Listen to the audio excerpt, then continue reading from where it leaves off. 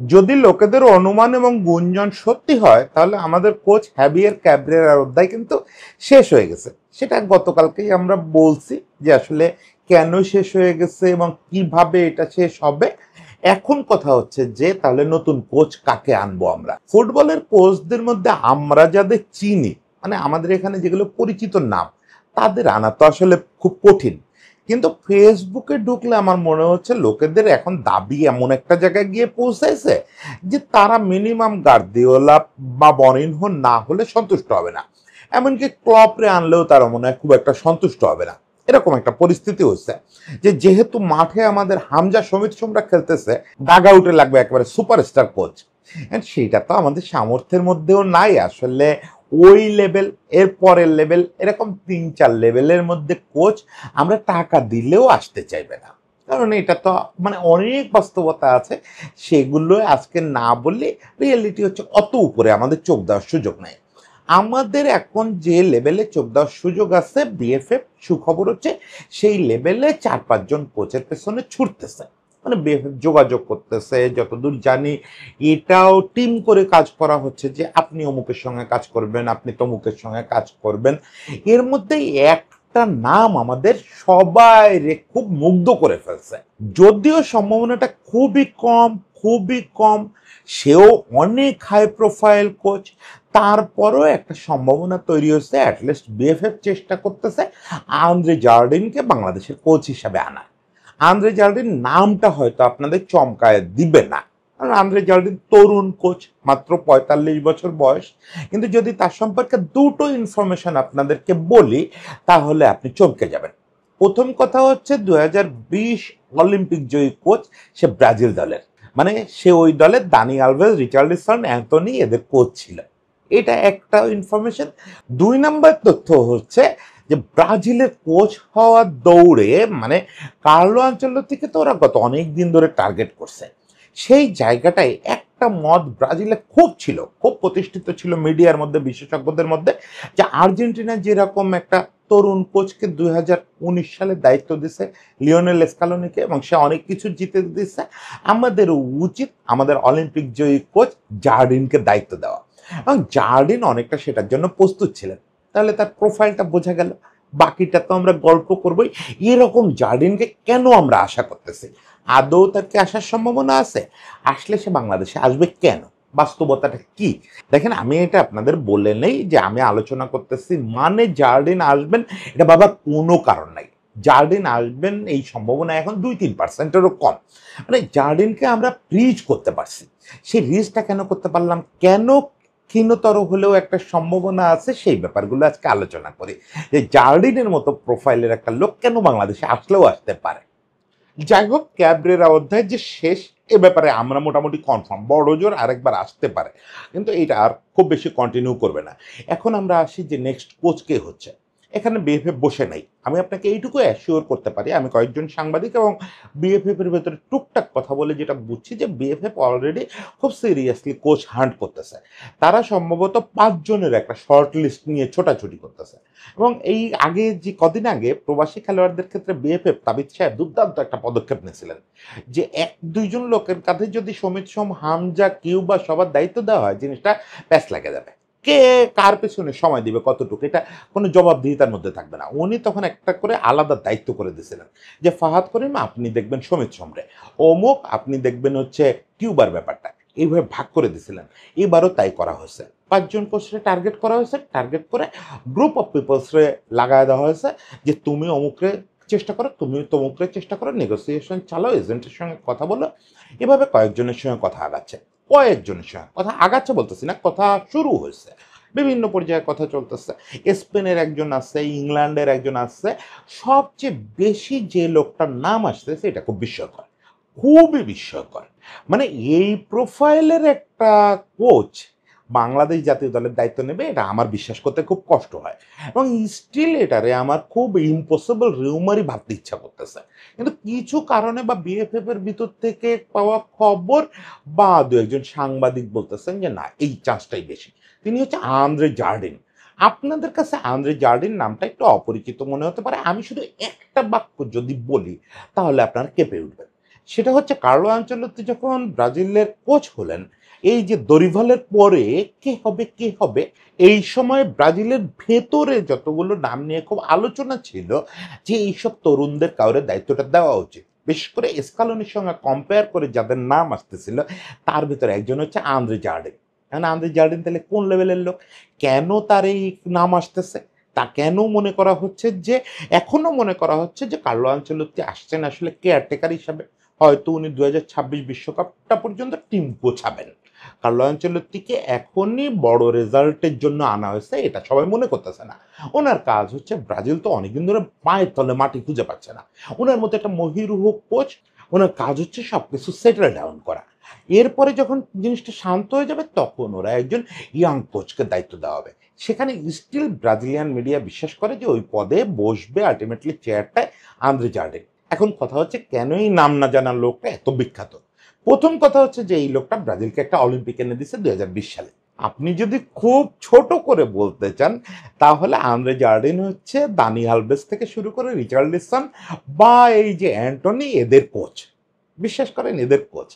উনি Brazil under 20 এবং under 23 দুটো ন্যাশনাল টিমের কোচ ছিলেন এবং আন্ডার 23-র হয়ে অলিম্পিক জিতছেন, যেটা বললাম খুবই বড় সাকসেসফুল মানুষ। উনিও তরুণ এবং এখন আপনারা বলতে পারেন যে ভাই তুমি ক্যাব্রেরারে বলছো তার ফুটবলিং ব্যাকগ্রাউন্ড নাই, তাহলে এর কথা বলো কেন? ওই যে বলছি যে মরিনহো থাকে। এই ভদ্রলোক পুরোপুরি স্পোর্টস সায়েন্সের লোক, ডাটা অ্যানালিসিস, স্পোর্টস সায়েন্স এইগুলোতে পড়াশোনা করছে। ফুটবলার হিসেবে তেমন কোনো ক্যারিয়ারই নেই, মানে উল্লেখযোগ্য কোনো ক্যারিয়ারই নেই। গ্রেমিও ইয়থ টিমে কিছুদিন খেলছে, তাও ইয়থ টিমেরও ফার্স্ট 11 খুব একটা মেক করতে পারে নাই। সে লোক যখন বুঝছে যে আমারে দিয়ে খেলাটা হবে না, তখন সে পড়াশোনায় মন দিচ্ছে। প্রথমত একদিকে সিরিয়াসলি পড়াশোনা করছে স্পোর্টস সায়েন্স, ডাটা সায়েন্স এইগুলাতে, আর একদিকে হচ্ছে মাত্র 21 বছর বয়সে সে কোচিংয়ে চলে আসছে। এবং সেই যে গ্রুমিংটা সেইটা আবার এত সুন্দর হয়েছে। ধরেন প্রথম সে ইন্টারন্যাশনালের ইয়থ টিমের দায়িত্ব নিছে, ইয়থ টিমের সঙ্গে যুক্ত হয়েছে, এরপরে ইয়থ টিমের প্রধান কোচ হয়েছে, এরপরে তার দল মানে সে যে জায়গা থেকে উঠে আসছে সেই গ্রেমিওতে আসছে, গ্রেমিওর অ্যাসিস্ট্যান্ট কোচ হয়েছে, এরপরে গ্রেমিওর অল্প সময়ের জন্য সে কেয়ারটেকার কোচ হয়েছে। বুঝেন, গ্রেমিওর মতো টিমের সে কেয়ারটেকার কোচ হয়েছে। এরপরে সে ব্রাজিলের মোটামুটি টপ টপ দলে অ্যাসিস্ট্যান্ট কোচ, কেয়ারটেকার কোচ এরকম সব রোল প্লে করছে। ব্রাজিলের ঘরোয়া টিমগুলোতে অ্যাসিস্ট্যান্ট কোচ হইতেও সেরকম হওয়া লাগে, সেরকম যোগ্যতা লাগে। ফলে সে আসলে দাপায় বেড়াইছে। ওই যে বললাম 21 বছর বয়সে কোচিং শুরু করছে, তবে সে তার ব্রেকটা পাচ্ছে কিন্তু সাও পাওলো থেকে। সাও পাওলো আন্ডার 20 টিম থেকে সে শুরু করছে, আন্ডার 20 টিমের কোচিং করাইছে। এরপরে মেইন টিমে অ্যাসিস্ট্যান্ট ম্যানেজার হিসেবে আনা হয়েছে, মেইন টিমে কেয়ারটেকার কোচ হয়েছে যখন তাদের দুই কোচের মাঝখানে একটা গ্যাপ ছিল এবং সেটা বেশ বড়, সম্ভবত 1 বছরের মতো। মানে পুরো একটা সিজন সে সাও পাওলো সামলাইছে। সাও পাওলো তো টপ লেভেল দল, সাও পাওলো সামলাইছে, আবার সাও পাওলো এজ লেভেল টিমে গেছে, আবার সাও পাওলোর অ্যাসিস্ট্যান্ট ম্যানেজার হয়েছে সিনিয়র টিমের, আবার সাও পাওলো মূল টিম চালাইছে, এবার আর কেয়ারটেকার না, এবার পূর্ণকালীন কোচ হিসাবে। কার্যত 2016 থেকে 2019 পর্যন্ত সাও পাওলো টিমটা সেই দেখতেছিল, কখনো কেয়ারটেকার হিসাবে দেখছে, কখনো পূর্ণকালীন দায়িত্ব হিসাবে দেখছে। মাঝে মাঝে দু একজন কোচ আসছেন, তারা মূলত উপদেষ্টার ভূমিকায় ছিলেন, বয়স খুব কম বলে তারে সবসময় পূর্ণকালীন কোচ করতে চায় নাই, কিন্তু শেষ 2 সিজন সে পূর্ণকালীন কোচই ছিল। তখনও তার বয়স কিন্তু 40-এর নিচে। এই লোক মোটামুটি 40 পার হওয়ার আগে ব্রাজিলে ডাক পেয়ে গেল। ব্রাজিল ফেডারেশন, ব্রাজিল কনফেডারেশন তারে সিবিএফ ডেকে ফেললো। সিবিএফ ডেকে প্রথমে ব্রাজিল আন্ডার 20 দলের অ্যাসিস্ট্যান্ট, এরপরে আন্ডার 20 দল বুঝাই দিল তারে যে তুমি আন্ডার 20 দল চালাও। এরপরে তো যেটা করছে ইতিহাস, ব্রাজিল আন্ডার 23 দল নিয়ে 2020 অলিম্পিকে গিয়ে গোল্ড জিতে নিয়ে আসছে। বিস্ময়কর ব্যাপার, ব্রাজিলের জন্য কিন্তু অলিম্পিক গোল্ড একটা অধরা জিনিস ছিল।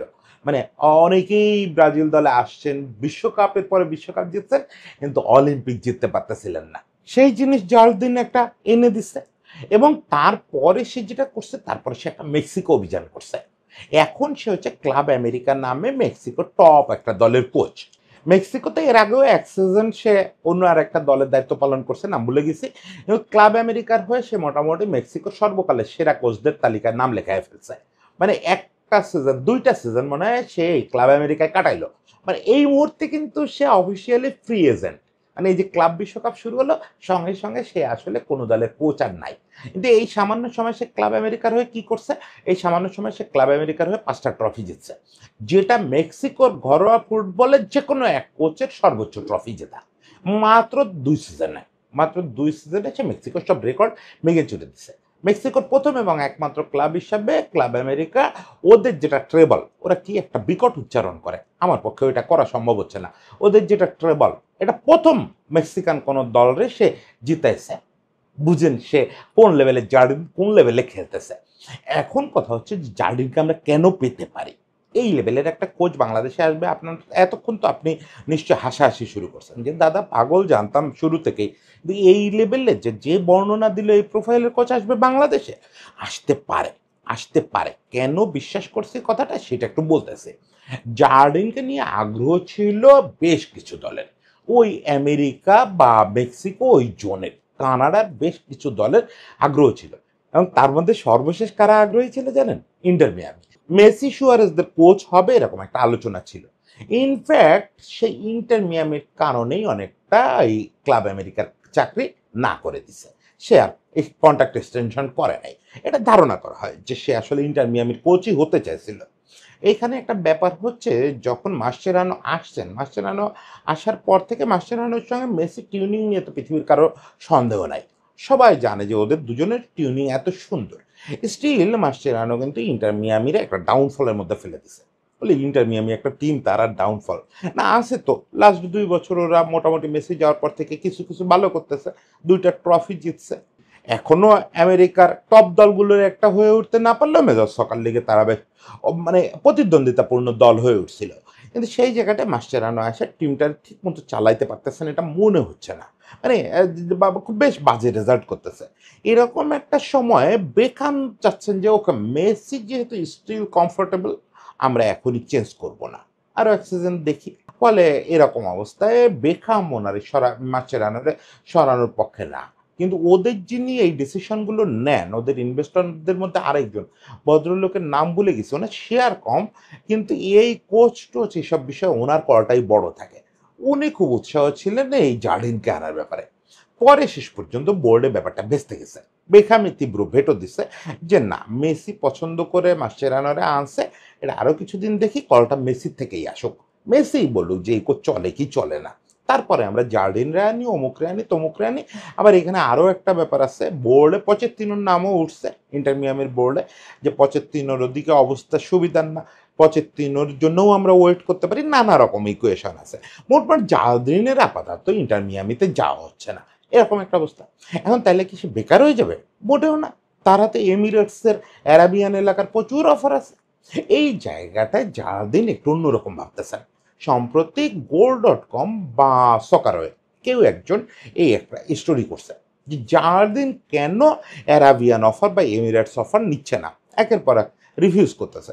তার হাতে তো এই mid level Arabian mid level ক্লাবের অফার ভরা। বা সে চাইলে চায়নাতে চলে যেতে পারে, জাপানে চলে যেতে পারে, যাওয়ার জায়গার অভাব নেই।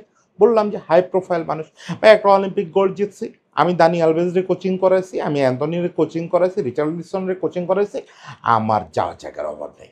কিন্তু এই লোক এখন একটু অন্যরকম ভাবতেছে। যখন তার ইন্টার মিয়ামি হলো না, এর আগে তো নিশ্চয়ই তার একটা সুপ্ত বাসনা ছিল যে ব্রাজিলের হট সিটটা আমি বসবো। হ্যাঁ, পৃথিবীতে এখন এই জাতীয় নিদর্শন তো তৈরি হচ্ছে। সবচেয়ে বড় সাকসেস এই মুহূর্তে পৃথিবীতে হচ্ছে স্কালোনি। স্কালোনির হিস্ট্রি, তারা হিস্ট্রি প্রায় কাছাকাছি। বরং স্কালোনি যখন ওই চেয়ারে বসে আর্জেন্টিনা, তার তখন যে প্রোফাইলের ওজন, তার চেয়ে জার্ডিনের ওজন বেশি। ফলে জার্ডিন আশাই করতে পারতেন যে আমি যুব দলের একটা বিশ্বকাপ জিতাইছি, তোমরা কোচ নিয়ে এরকম হিমশিম খাচ্ছ সিনিয়র টিমের, আমার এই দাও, এই ছেলেপেলেরাই তো আমার আন্ডারে খেলে আসছে, খেলে ট্রফি জিতছে, খেলে বিশ্বের সবচেয়ে বড় মেডেলটা জিতছে, তাহলে আমারে দাও। এই প্রত্যাশা তার ভেতরে থাকা অন্যায় না। নামটা বারবার পত্রিকায় আসতেছে, উনি নিশ্চয়ই সেই স্বপ্ন দেখেন। মানে এই জায়গাটা ওনার যে বিরোধিতা, ওনারে নিয়ে সিবিএফ এর যে আপত্তি, সিবিএফ তো আর্জেন্টিনার চেয়ে অনেক বেশি প্রাচীনপন্থী। এটা প্রাচীনপন্থী বলবো না, আভিজাত্যপন্থী। মানে সিবিএফ যারে তারে ওই চেয়ারে বসাইতে পারে না এবং বসাইতে চাইবে না। ইনফ্যাক্ট এএফএ মানে আর্জেন্টিনা খুব টাকা পয়সার সমস্যা না পড়লে ওই সময়টায় স্কালোনির মতো লোকরে ওই চেয়ারে বসাইতো না। পরে যে ম্যাজিক হয়ে যাবে কে বুঝছে। ওই সময়টা তো তারা দেউলিয়া হওয়ার মতো একটা অবস্থা ছিল, কোচ পাচ্ছিল না বাজেটের মধ্যে। তারা যদি গ্যাগোরে বা ইয়েরে পেতো, সিমিওনের পেতো, জীবনে স্কালোনি ওই চেয়ারে বসতে পারে নাকি? পায় নাই, পয়সায় মিলাইতে পারে নাই, পয়সাই ছিল না সেই সময়, স্কালোনি এর বসাইছে। সিবিএফ এর তো সে প্রবলেম নাই, টাকার প্রবলেম নাই। তারা কেন এই আভিজাত্য থেকে সরে আসবে? তারা কেন এই ৪৪ বছর বয়সী একটা ছেলেরে ন্যাশনাল টিমের দায়িত্ব দিবে? তারা তো নিশ্চিত না যে সেও স্কালোনির মতো কিছু করবে কিনা। আর এটা যদি অনুমানও করে, তারা এই আভিজাত্য থেকে সরবে না। এই কারণেই আসলে জাদিনকে আমরা পাইতে পারি। সে কারণটা কি? সেটা হচ্ছে সিবিএফ দেখতে চায় যে তুমি ন্যাশনাল টিমও চালাইছো, কোন লেভেলে চালাইছো এটা আমি জানি না, ন্যাশনাল টিম নিয়ে কি করছো সেটা দেখতে চাই। ছোট্ট সাফল্য দেখাও যে না, আমি কোনো ন্যাশনাল টিম এমন চালাইতে পারি নাই স্যার, আমি যেটা নিয়ে বিশ্বকাপ খেলতে পারবো ওরকম না, কিন্তু আমি একটা ন্যাশনাল টিম 1 বছর চালাইছি যেটা নিয়ে আমি তাদের ওখানে যে মহাদেশীয় টুর্নামেন্ট ওখানে চলে গেছি। তারা জীবনে এটা ধারে কাছে ছিল না, আমি ওটা চলে গেছি। ওরা দেখবে স্ট্যাটিস্টিক্যালি, ওমা তাই তো, এই দেশটা জীবনে এটা স্বপ্ন দেখে নাই, তুমি ওখানে নিয়ে আসছো, ওকে তাইলে তোমার এটা দেওয়া যায়। ফলে জালদিনের মিশন এখন খুব পরিষ্কার। সেটা হচ্ছে সে পৃথিবীর কোথাও একটা ছোট, মাঝারি, দুর্বল টাইপের ন্যাশনাল টিম ধরবে, কোথাও যে টিমটার মধ্যে সে ওই প্রসপেক্ট ফিল করবে যে এই টিমটাকে এই নার্সিং করলে আমি এদের ছোট্ট একটা অ্যাচিভমেন্ট এনে দিতে পারবো। এখন এরকম টিমও তো পৃথিবীতে কম না, প্রত্যেক কনফেডারেশনসে এরকম টিম আছে। তার মধ্যে আমরা একটা, আমরা হচ্ছে সাউথ এশিয়ার খুব দুর্বল একটা টিম, যারা এখনো এশিয়া কাপের স্বপ্ন দেখতে ভয় পাই। এবারই এশিয়া কাপে হয়তো আমরা এমনিতে কোয়ালিফাই করতে পারতাম যদি এই 2 ম্যাচ বজকট না বেঁধে যেত, কিন্তু আমাদের সেই যোগ্যতা আছে। যোগ্যতাটা হঠাৎ করে প্রবাসী খেলোয়াড়দের দ্বারা তৈরি হয়েছে। এবং জার্ডিনকে যদি প্রপার একটা প্রেজেন্টেশন বিএফএফ দেয় যে দেখো এই আমাদের বাস্তবতা এতদিন এরকম ছিল, এখন আমাদের এই 6 জন প্রবাসী আসার ফলে আমাদের টিমটা এরকম দাঁড়াইছে, টিমটাকে কিভাবে গোছানো যাবে আমরা জানি না, কারণ আমাদের পোটেনশিয়াল আছে, আমরা এশিয়া কাপ খেলতে চাই, তুমি এটা নিবা কিনা? জার্ডিনের সামনে এরকম যতগুলো প্রোফাইল থাকবে, এখন যতগুলো প্রেজেন্টেশন থাকবে, জার্ডিন কিন্তু তার মধ্যে থেকেই একটা নেবে। এই জার্ডিন এখন কিন্তু বাংলাদেশকে চুজ করতে পারে, কারণ তার কাছে মনে হইতে পারে যে ওকে হামজা আছে, সমিত সোম আছে, এদের সবাইকে সে চেনে। তার একটা সুবিধা, সে মেক্সিকোতে, ফলে কানাডিয়ান খেলোয়াড়দের চেনে, সে কাজেম শাহকে চেনে, মানে ওদের খেলার ধরন জানে, ওদের খেলা বোঝে। এবং জার্ডিন হচ্ছে মানে বহু সুবিধা তার, ব্রাজিলের কোচ, ফলে ও লাতিন ফুটবলটা গুলে খাইছে, শর্ট পাসিং ফুটবল, আবার প্রেসিং ফুটবল বোঝে, মেক্সিকোতে খেলতেছে, আবার ইউরোপের ফুটবল বোঝে, ও এসে এখানে সব ধরনের ফুটবল খেলাইতে পারবে। এবং সবচেয়ে বড় কথা হচ্ছে ওরও দরকার এখন এরকম একটা প্রোফাইলের টিম, ন্যাশনাল টিম, যেটাকে নিয়ে ছোট্ট কিছু একটা করবে। পরে ডিরেক্ট ব্রাজিল না পাইলেও তখন যেটা হবে, তখন ও কিন্তু বিশ্বকাপের কোনো একটা দল পাবে। ওকে ব্রাজিল পাইলো না, কিন্তু বিশ্বকাপে উঠছে বা বিশ্বকাপে উঠবে এরকম একটা দল পাবে। পরের বছর দেখা যাবে চিলি পাবে, পেরু পাবে, বা প্যারাগুয়ে পাবে, এদের কারণে নিয়ে বিশ্বকাপে চলে আসবে, এসে সে 16-এ যাবে বা কোয়ার্টার ফাইনালে যাবে, ব্যাস। এবার সিবিএফ আর কোথায় যাবে? এবার সিবিএফ তারে ফোন দিয়ে বলবে, শোনো আন্দ্রে, এখন আর তুমি অভিমান করো না, তুমি আসো, ওই চেয়ারটায় তুমি বসো। সে তো ওই দিনটার জন্যই এই কাজগুলো করবে। এই পুরো ব্যাপারটা আমার স্বপ্ন, পুরো ব্যাপারটা আমার স্বপ্ন। আমি আসলে যখন প্রথম আন্দ্রে জার্ডিনের কথা জানলাম ফেডারেশন থেকে, যে ফেডারেশন লোকজন তার সঙ্গে যোগাযোগ করছে, আরও তো 4 জনের সঙ্গে যোগাযোগ করছে, তাদের সম্পর্কে আমার পরিষ্কার ধারণা নাই, কিন্তু আন্দ্রে জার্ডিনের নাম জানতাম ওই ওই 2002 অলিম্পিকের কারণে। তো জার্ডিনের ব্যাপারটা আমি একটা ড্রিমে পরিণত হয়েছে, আমি এটা নিয়ে প্রচুর গোটাগুটি করছি। আমি জানি এটা সফল না হওয়ার সম্ভাবনাই 90 ভাগ, মাত্র 10 ভাগ সম্ভাবনা আছে জার্ডিনের মতো প্রোফাইলের একটা তরুণ কোচকে আমাদের ডাগআউটে দেখার। তবে যদি সেটা হয়, বিশ্বাস করেন আমাদের ফুটবল সত্যিই অন্য লেভেলে চলে যাবে। একদিকে মাঠে কতগুলো টপ লেভেল ফুটবলের অভিজ্ঞতা সম্পন্ন খেলোয়াড়, পাশে বাউন্ডারি লাইনে এই সময়ের সবচেয়ে আলোচিত তরুণ কোচ, এই কম্বিনেশনটা যখন হবে না, তখন এই কে গিয়ে দল সামলাবে আর কে সিট নিয়ে ঘোরাঘুরি করবে, ওগুলা নিয়ে বাবার একদম টাইম নাই। ওগুলা মানে কোনো রকমের কোনো অর্থ বহন করবে না, তখন জার্ডিনই শেষ কথা হবে। তো যাই হোক, জাতীয় দলের জন্য শুভেচ্ছা থাকলো। জার্ডিন হোক বা না হোক, এই লেভেলের মানে এইরকম যোগ্যতার কেউ একজন আসুক। এত বড় প্রোফাইল হয়তো আমরা পাবো না যদি জার্ডিনের না পাই, যেই আসুক অন্তত এই ডেডিকেশনটা নিয়ে, এই স্বপ্নটা নিয়ে আসুক যে সেও কিছু করতে চায়, তাহলেই না আমাদের ফুটবল আগায় যাবে। ফুটবলের জন্য অনেক শুভেচ্ছা।